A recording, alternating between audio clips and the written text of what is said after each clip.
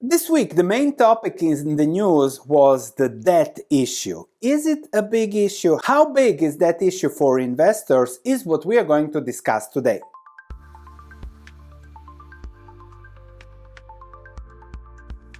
The thing is that the US Treasury 30-year maturity has been hovering around 2-3% for more than a decade, then in the pandemic lows even lower, but now we are above 5%. Diamond warns of US stagflation risk, so recession, inflation, that is something that could happen, and therefore also we have to look at the economy from what he is saying correctly, that the future might be different from the past, that the deficits are huge and piling. That's what we're going to look at, how the mechanics work there, the geopolitical issues that just put gasoline on the fire, inflationary, other factors from global development, global growth, and things like that. Now, the Trump new tax bill narrowly passed the House. I think it's one vote difference, but that one vote difference makes a huge difference in the projected deficits. So this package now increases deficits by approximately 500-600 billion per year. And you can see here on the impact on this chart that we're going to look at from a mechanics perspective, more specifically how this extension, the new bill, increases the deficits over the next decade significantly from 6-7% of GDP, even higher, 8, 9, and 10 later. The thing is that the debts have been piling, and these issues sooner or later will be very, very big issues. Some are even going short of everything, like Michael Burry is doing, and selling all the long positions. That is extreme. He has been right one, so we don't know whether he might be right again, but we are surely close to it. Jamie Dimon keeps on saying how credit today is a bad risk. The people who haven't been through a major downturn are missing the point about what can happen in credit. And with credit, we have seen already Japan bonds plunging on the last auction. We'll discuss later also US auction, weak demand, thus with higher interest rates, which becomes an issue, especially in a high levered fiscal but also market situation. And we have discussed this over the last year, from Paul Tudor Jones being short the long tail of the yield curve, same with Druckenmiller. They already knew this was going to happen. For now, in the news, it's still a small issue, but at some point, as it comes with the news, it might escalate, and it might escalate also this year, and that is why Burry might have been selling. The thing is that the bond vigilantes are saying no to the tax bills, no to the deficits, and they are saying that by weakening their demand for their long-term bonds there and expecting higher interest rates, higher yields on the bonds. And funnily enough, J.D. Vance, he put it in a different context, but he also warned during the campaign that the bond market debt spiral is something very dangerous. However, he said that foreigners will initiate it if Trump gets elected to destabilize Trump.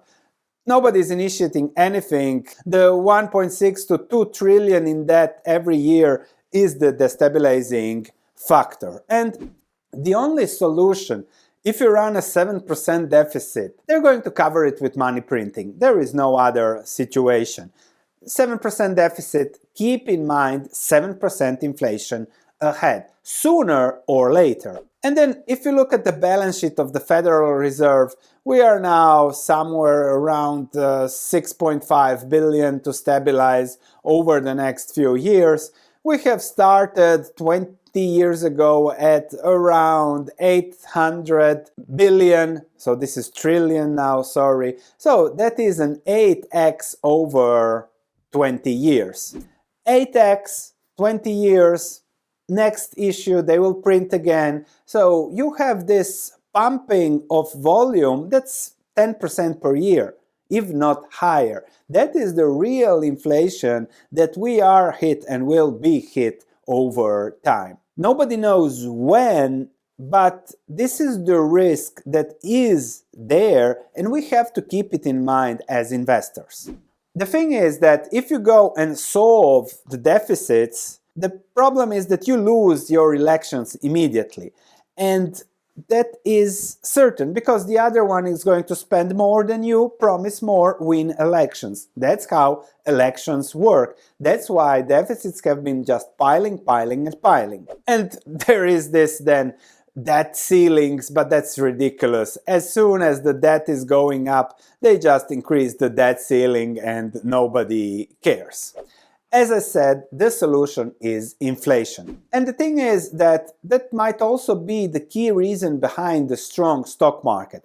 With interest rates going higher, stocks should logically go lower because interest rates should work like gravity on stocks. However, the stock market keeps its strength, keeps going higher, tariff panic, recession dip past, and the stock is again almost back to 6,000. The Bitcoin pushing higher and higher on these treasury issues. The credit market, private equity is not stopping. They're just buying more because there is such an abundance of money. So they are competing for the deals, paying whatever price, which will certainly revert at some point in time. The latter, the better, but okay. The key is that this debt burden, debt as share of GDP is unsustainable. We all know it. This net interest payments almost at 1 trillion, 14% of spending. 14% of spending is almost 20% of income just on interest. Imagine that you get your salary the beginning of the month and that 20% just goes on interest, not on debt repayment, just on interest. How would your life look like? It would be miserable.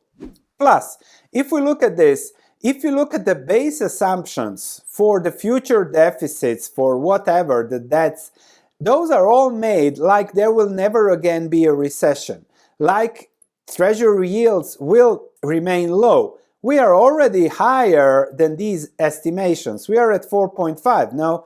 So that's already much different. What if we go to 7, which is the historical normal?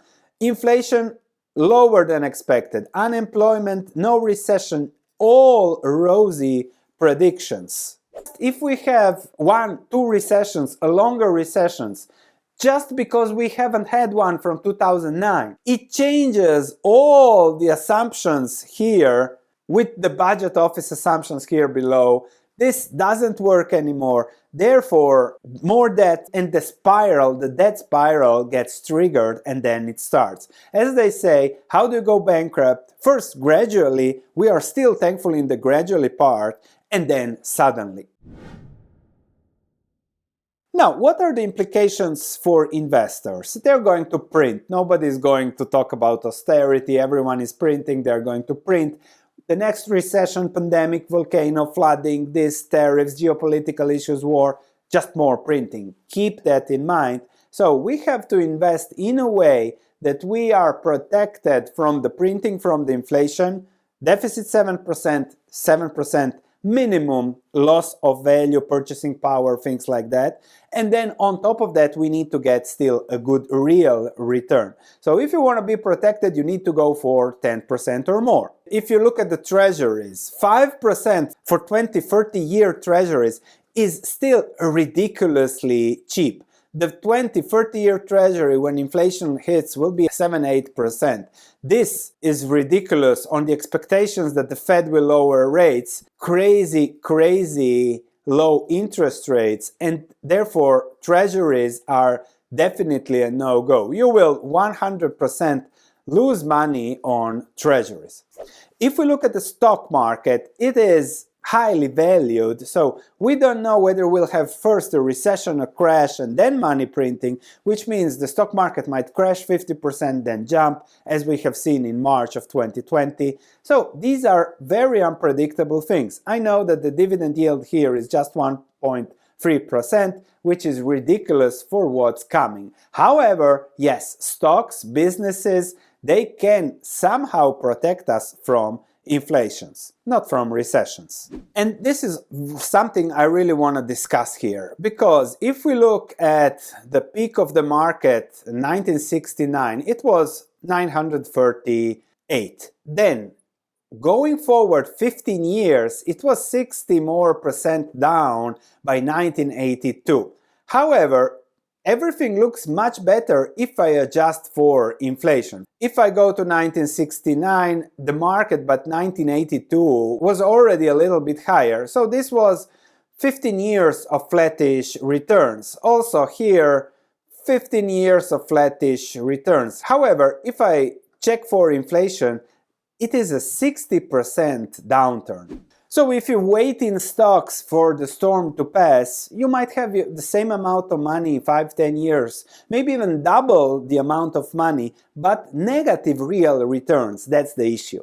And here is a great chart showing how each time we were in bubble-like situations over the last 100 years, there was a more than 60% decline in the stock market in real terms.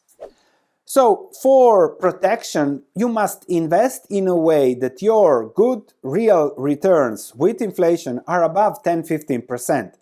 And now people always look, okay, give me some tools. Everyone is investing in the Bitcoin because it just goes up, so that's the easy solution. Okay, I hope it works for all of you, but I wouldn't be on the negative side if it reverts. The answer is value investing. And value investing is not something, we'll discuss that in a moment with some tips and tricks, but it's not tips and tricks. It is a way of investing over your life cycle. And if you accept that, then you're not worried about what's coming next because you already invest with a margin of safety, dividends, reinvestment. You build your asset wealth base over time, and then you know, okay, sometimes things are going to be bad, recession, inflations, but you're going to accumulate your wealth and reinvest over time. If I would need to invest 1 million for the next 10 years and keep it there, if I look at the value investing quadrant that I have here on YouTube, of course I would put everything in my research platform where all my money is invested. And you can check it if you want value investment portfolios, value investment stocks, coverages. We have been doing better than the market since 2018 that the model portfolio was launched. Feel free to check it out. We have covered value investing stocks, and then I wait for those cyclical opportunities to buy those for good long-term investment returns.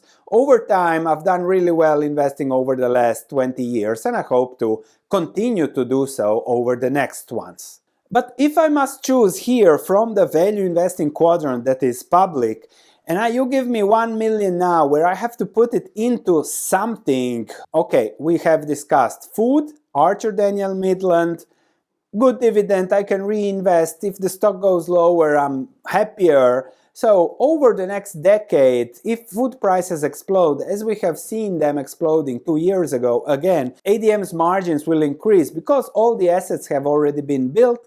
So that's not 15% return, but I think a good 5% above inflation return can be expected from ADM.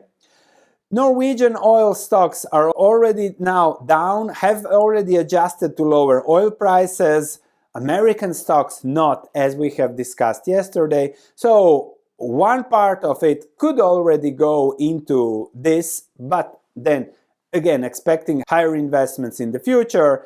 And then Amazon is also a business that's very interesting because they are investing so much in that infrastructure. With inflation, that infrastructure would cost much more in the future. Therefore, the return on investment should go higher over time. And then here also, if you want to invest in land, Green Brick Partners, they have $1 billion of something of land, but then you need to know the Texas and Atlanta, Dallas and Houston, Atlanta markets. So that are some options $1 million a year.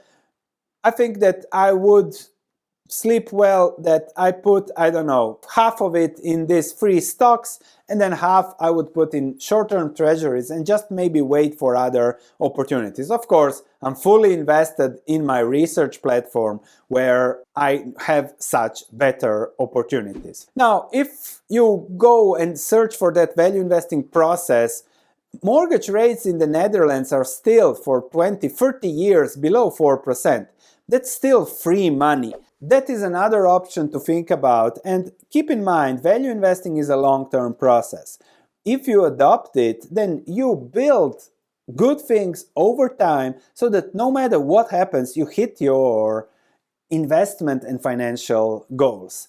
Subscribe to this channel and we'll keep working on that long-term process. That's what we do. Thanks for watching. I'll see you in the next video.